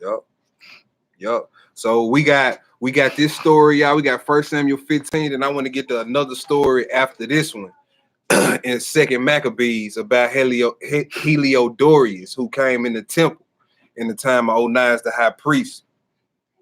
Now, in that story, there was a Gentile, the Most High put something on him, and he was actually repentant afterwards, right? So we're going to show that after this one. 1 Samuel 15, we at verse 3. Verse 3. Yeah. Now go and smite Amalek. And tell him you forgive him. No. Smite Amalek. Go pat his back. Smite Amalek. Go stroke his long stringy hair. Smite Amalek. And utterly destroy all that they have. And spare them not. And do what? Spare them not. Spare them not. So if the heathen women start crying, please, are you supposed to be moved by that? Nope. You hear them babies squealing out? You supposed to be moved by that? Nope. He said destroy them all utterly, completely. Utterly. Go ahead. But slay both man and woman, infant and suckling, ox and sheep, camel and asses. And Saul gathered together the people and numbered them in Telling. All right, that was it. The end of that verse. Yeah, that was the end of Let's that verse. skip down to 13. Skip down to 13. We're gonna skip around in this one. Verse 13. Familiar with this one. And Samuel came to Saul, and Saul said unto him, blessed be thou of the Lord. So he performed half of what the Most High told him, right? And then when he seen Samuel coming, he acted like he did the whole thing. Go ahead. And he said, I have performed the commandments of the Lord. And Saul said, what meaning is then this bleating of the sheep in my ears, and the lowing of ox which I hear? And Saul said, they have brought them from the Amaleks, for the people spared the best of the sheep and of the oxen to sacrifice it unto the Lord thy God. And the rest were we have utterly destroyed. You didn't follow the commandment. The commandment was don't spare nothing. Kill everything. Everything that belonged to them, kill it. Women, everything gotta go. And he blamed it on the people. Yeah, he blamed it on the people. He threw the people under the bus. Mean, he was like, nah, that wasn't me, that was them. And then look, the people, you can see how the people tried to clean it up and make it sound like it was the right thing to do. Now we just gonna take the sheep so we can go over here and sacrifice. Then somebody who ain't in obedience, that might sound right, but they going to sacrifice. No, they want the commandment though. They want the order. The charge was to kill everything that belonged to them, kill everything moving. And if he told you everything that they was and that they is was an abomination, so how you gonna sacrifice abomination for the Most High? Hebrew. Exactly. And you already know based off the Torah, there was things that was written before you. This was 400 years after the fact that was written about Amalek. So you already knew according to the Torah what you was supposed to have done to them. Yeah, read Genesis 36, you will see Amalek, all his sons, the 12 dukes and Timons. And we supposed to have known this because we supposed to been rehearsing. Yep, the Torah. As he said. Yeah. Yeah, go ahead, Hebrew. What verse we at? 16? Yeah, we at 16. 16. Go ahead. Then then Samuel said unto Saul, Stay, and I will tell thee what the Lord hath said to me this night. Mm. And he said unto him, Say on. And Samuel said, When thou wast little in thine own sight, was thou not made the head of the tribes of Israel? And the Lord anointed the king over Israel. And the Lord sent thee. And the Lord sent thee on a journey and said, Go and utterly destroy the sinners of the Amalekites, and fight against them until they become consumed. 19. Wherefore didst thou not obey the voice of the Lord, but didst flee upon the spoils, and didst evil in the sight of the Lord? 22. 22 through 24. And Samuel said, Have the Lord as great delight in burnt offerings and sacrifice, as in obeying the voice of the Lord? See that he if you would obey the voice of the Lord, you wouldn't even have to bring a sacrifice for your sin. Right? You wouldn't even have to get on your knees and beg for repentance if you would have just did what he said in the first place. That's why he say obedience is better than sacrifice. Go ahead. Behold, to obey is better than sacrifice, and to hearken than the fat of rams. For rebellion is a sin, is as the sin of witchcraft, and stubbornness is as iniquity and idolatry. Because thou hast rejected the word of the Lord, he has also rejected thee from being king. All right, let's skip down. Woo. Let's skip down to 31. Skip down to now 32. Verse Read 32 through 35. Go ahead. Then Samuel said, Bring you hither to me Agag, the king of the Amalekites. All right, so Samuel said, all right, now after he told Saul off, right? He told Saul he gonna rend it, he gonna tear the kingdom from you because of this. You're not gonna be king no more. Then he said, all right, now call Agag, the king of the Amalekites, over here. Did Samuel call him over there to forgive him? Nope. To say the Lord gonna have mercy on you. Go on back your way, brother. He's trying to save the people by doing what the Lord has said. That's right. Let's see how Samuel handled that business. Go ahead. 32. And Samuel said, Bring hither to me Agag, the king of the Amalekites. And Agag came unto him delicately. And Agag said, Surely the bitterness of death is past. No, it ain't. Gentile heathen. He trying to sweet talk Samuel now. Delicate. No, it's not past. You set for destruction. It's it. And that was put down 400 years ago before Samuel was even born. So now it ain't past. Go ahead. And Samuel said, As thy sword have made women childless, so shall thy mother be childless among women. And Samuel hewed Agag in pieces before the Lord in Gilgal. Then Samuel went to Ramah, and Saul went up to his house to Gibeah of Saul. And Samuel came no more to see Saul until the day of his death. Nevertheless, Samuel mourned for Saul, and the Lord repented that he had made Saul king over Israel. See, that's another king that made the same mistake as Ahab. Man. Trying to protect Gentiles that's set for destruction, man. Look, I don't want no parts. I don't want no parts. And then I'm gonna read something real quick. Write down Jasher chapter 80, 37 through 40. This is another example. This is the book of Jasher chapter 80, verses 37 through 40. Let me make sure I'm in the right one. Yeah, I'm in Jasher 80. All right, it says, at the time died many of the people of Israel who had rebelled against the Lord and who would not hearken to Moses and Aaron and believe not in them that God has sent them. So this is around when the plagues of Egypt started popping out. This is around the plague of darkness, right? When this happened. And I'm gonna read 37 over again.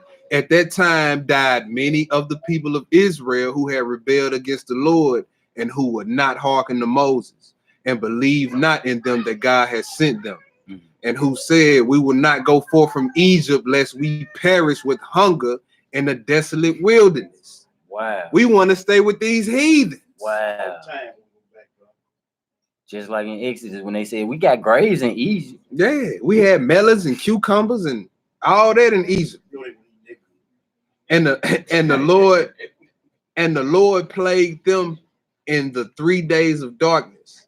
And the Israelites buried them in those days without the Egyptians knowing of them or rejoicing over them.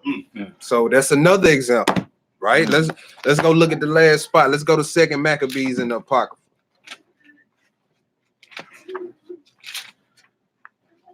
Not the Apocrypha. 2 Mac.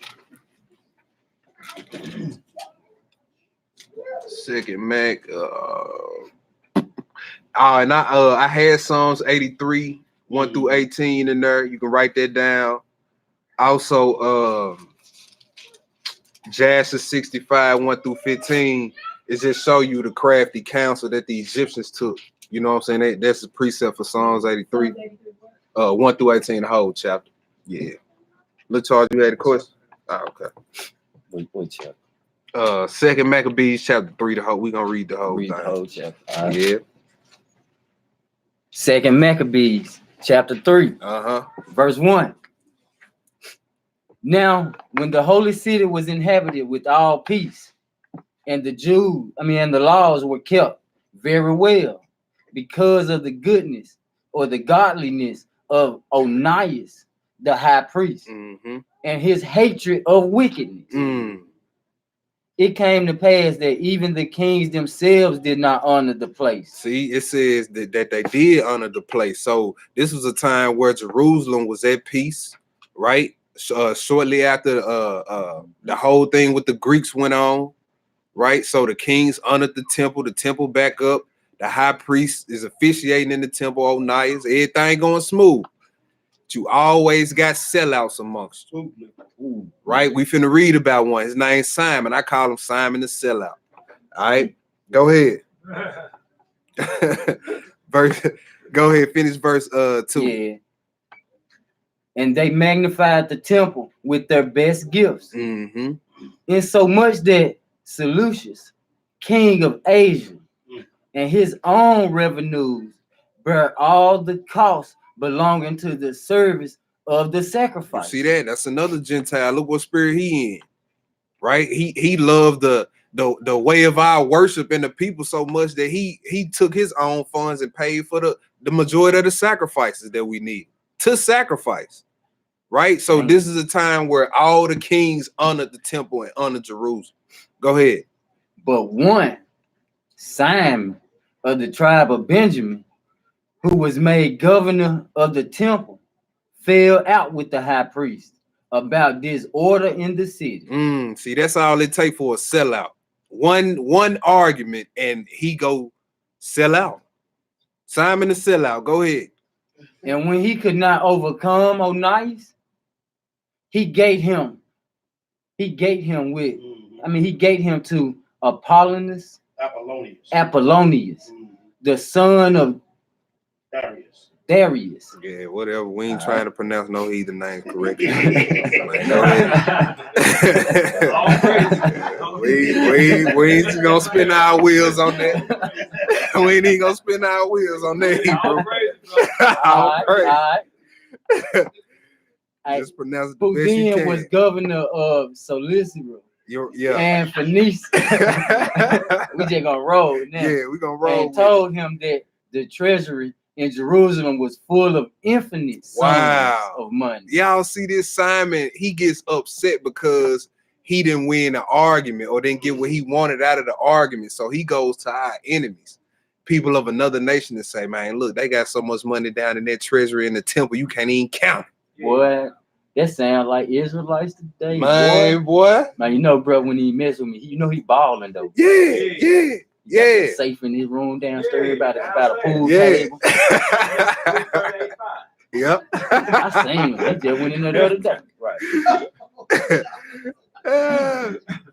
Go ahead. So that the multitude of their riches, which did not pertained to the account of the sacrifice Mm, was innumerable, he and lying. that it was possible to bring all into the king's hands. Man, bro, them niggas got so much money down there you can't even count, man. Put Then a they lot on it. then they talking about all us for the sacrifices, man. But man, I don't think all this for them sacrifices, man. You can go down there and take all that. This is what he doing because he mad. Go ahead. Now, when Apollonius came to the king and had shown him of the money whereof he was told, the king chose out of Helidorus his treasurer. Now this pretty much the main character. This Gentile right here, Heliodorus. Right? Go ahead. And he sent him with the commandment to bring him the foresaid money. Mm. So forthwith Helidorus took his journey under the color of visiting the city of Celestials and Phoenix. Yeah. But indeed to fulfill the king's purpose. It says under color of vision. So he basically saying under the pretense of acting like he was going to visit other cities, but he was really going up to Jerusalem to get the seize money. that money. Right? He didn't want nobody to be on to him because they might have crossed him out and went up there and got that money. Go ahead. And when he was come to Jerusalem and had been courteously received of him, the high priest of the city, he told him what intelligence was given of the money and declared wherefore he came and asked if these things were so indeed. Then the high priest told him that there was such money laid up for the relief of widows and fatherless children, and that some of it belonged to Hyrcanus, son of Tobias, of man of great dignity. Now you see how easy that Israelite name was for you to pronounce, Hebrew.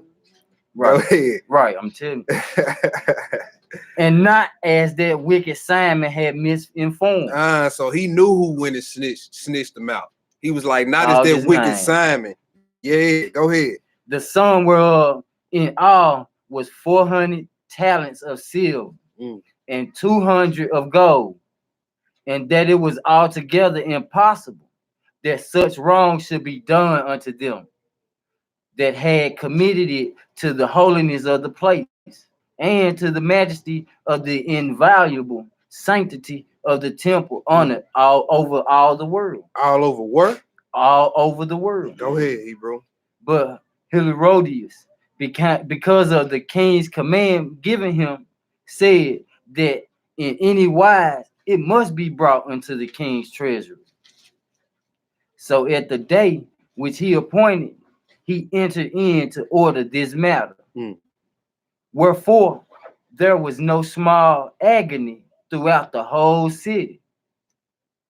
The priests prostrating themselves before the altar in their priestly in their priest vestments, called unto heaven upon him that made a law concerning things given to be kept. Yeah. That they should safely be preserved for such as he committed them to be kept. Right. The law he talking about is in Exodus 22, 7 through 13. The things that be kept for the widows and fatherless. You see, that's something he commanded us to do. So you know the Most High wasn't gonna let the heathens just come snatch it. Now it said it wasn't no small agony, so this was a big deal, y'all. Over all the city. This was a big deal back then. You talking about coming to destroy the temple? Oh nah, that's you got problems on your hands. Go ahead. Then whoso had looked the high priest in the face, it would have wounded his heart, for his countenance and the changing of his color declared the inward agony of his mind. You see that? Onias was stressed out because of this. Man. Stressed out. Go ahead. For the man was so compassed with fear and horror of the body that it was manifested to them that looked upon him. What sorrow he had now in his heart. Others ran flocking out of their houses to the general supplication. Yeah. Because the place was like to come unto contempt. And the women girt with sackcloth under their breasts abound in the street. And the virgins that were kept in. There were what? Kept in. There were what? Kept in. You see that? The virgins are young women that were kept in, right? all this women hanging all out all night in clubs, and that wasn't so in Israel. Right, bro. It said the young women or the virgins was kept in. Go ahead. Kept the virgin in the middle of 19. The virgins that were kept in ran. And they ran some to the gates and some to the walls, and others looked out of the windows, and all holding their hands toward the heavens, made supplications. Then it would have pitied a man to see the falling down of the multitude of all sorts, and the fear of the high priest being in such an agony. They then called upon the Almighty Lord to keep the things committed of trust safe and secure and sure for those that had committed them. So they weren't praying the prayer of, Lord, even though he's coming up here to do this, just have mercy on him, we forgive him. No.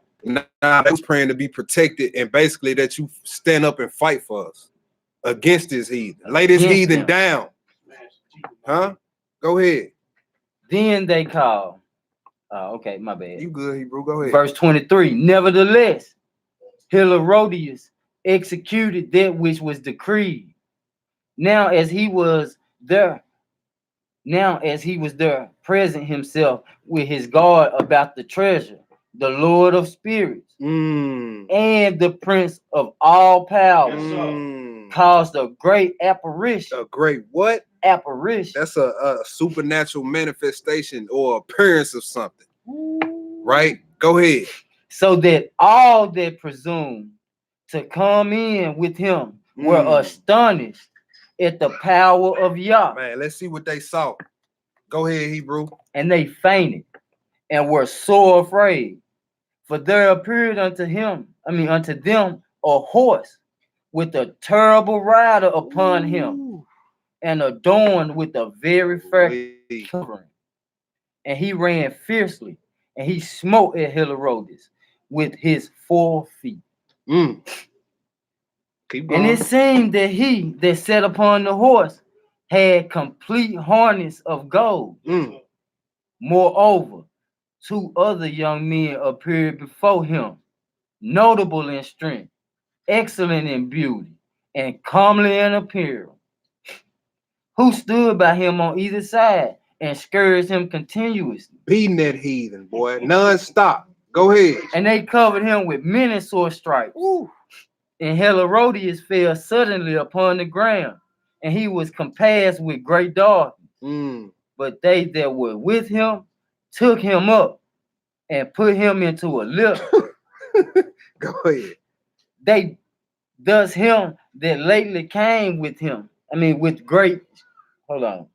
Thus him that lately came with a great train and with all his guard unto the said treasury, they carried out. Being unable to help himself with his weapons, and manifestly they acknowledged the power of Yah. Yeah. For he, by the hand of Yah, was cast down and laid speechless without all hope of life. No, but at first you was talking all this noise. Where the fat mouth in that now? Go ahead, Hebrew. But they praised the Lord that had miraculously honored his own place. Oh, they was like, no, Lord, don't kill him. They have mercy on him. All praise to the Most High. They said they praised the Lord for defending them and they temple. Right. Go ahead. For the temple which a little afore was full of fear and trouble. When the Almighty Lord appeared, was filled with joy and gladness. And straightway certain of the Herodias' friends prayed Onias that he would call upon the Most High to grant him his life, who lay ready to give up the ghost. Now, this is one of the few Gentiles when the Most High finished putting it on them. He was like, man, look, he said my arms too they short. Was ready to give up my the arms ghost. Too short to box with dude. Go holler at the high priest and tell him, hey, man, holler at your God for me. Yeah, tell him have mercy, because this dude just got smoked with a supernatural horse. Just fell out the sky, appeared out of nowhere. And then two. And then two supernatural angels beating you with whips. Man, go ahead. Ooh. Go ahead. So the high priest suspecting least the king should misconceive that some treachery had been done to Herodias by the Jews.